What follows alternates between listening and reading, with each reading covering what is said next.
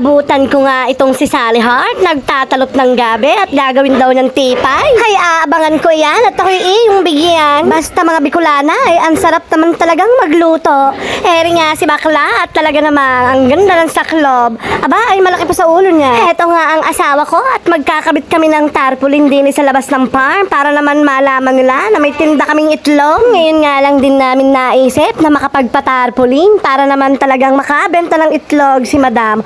Aba, ay hitik ang itlog ng aming mga manok. Kaya ayan, na talaga naman pandipukpok ang asawa ko ng tarpaulin sa pagkakabitan. Abay, yung tibayan ng pakong iyan at para naman pagka tayo'y binagyo o humangin ay hindi yan madala, ay talaga namang lagot ka kay ate. Di yan nga namin ikakabit ang tarpaulin sa lintik na iyang poste ng kuryente.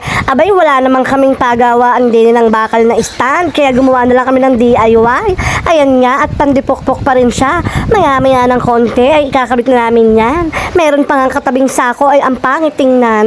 Tatanggalin nga namin yan maya-maya din. Hindi naman kaakit-akit sa mata. Pagkakatabi ay iyan lintik na sakong iyan. Nawala na nga ang sulat. Kaya kitang-kita nyo ang ganda ng aming tarpaulin.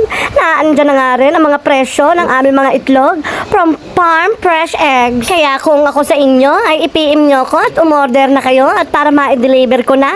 Ang ganda nga naman ng pagkakagawa ng tarpaulin iyan. Bukod sa makapal ay talaga namang asawa ko pa ang nagkabit. Egg from Farm Fresh Eggs. Eto nga, at tapos na naming inkabit ang tarpaulin. Kaya aba, ay kitang-kita nyo na ang asawa ko. Bit-bit na nga ang martilyo at ang sako. Papasok na kami sa loob ng farm. Hebe, sobrang init nga ngayong araw. Kaya si bakla ay hindi nawawala ang malaking saklob na iyan. Aba, ay kitang-kita nyo daan na talaga namang pawis na pawis. Kaya nga eto, at ako'y mapapadaan nga muna sa aming kapitbahay na sila tita mo nang. Naabutan ko dyan si Master. Abay, naghuhukay ng lupa. Hindi ko maintindihan kung ayang baga ay libingan o kung ano man. Tiyeng! Nagpapagawa din pala si tita mo nang ng lagayan ng kanyang mga kayamanan. Eto, ang kanyang mga baboy. Meron siyang dalawang itim. Hindi ko alam kung anong lahi niyan. Basta yan ay patiner at isang inahin.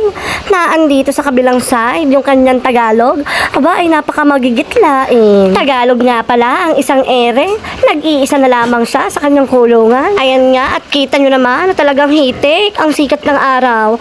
Eto si Sally Heart, may pakaway-kaway pa. Diyan ka muna, Mare, at ako uuwi muna. Eto ang asawa ko at talaga namang mahal na mahal ang aming si Lily.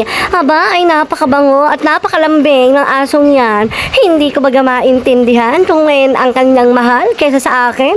Abay, ako ang iyong asawa, ba't gaya ng iyong laging nilalambing? Napatingin nga siya sa akin, kaya aya na talaga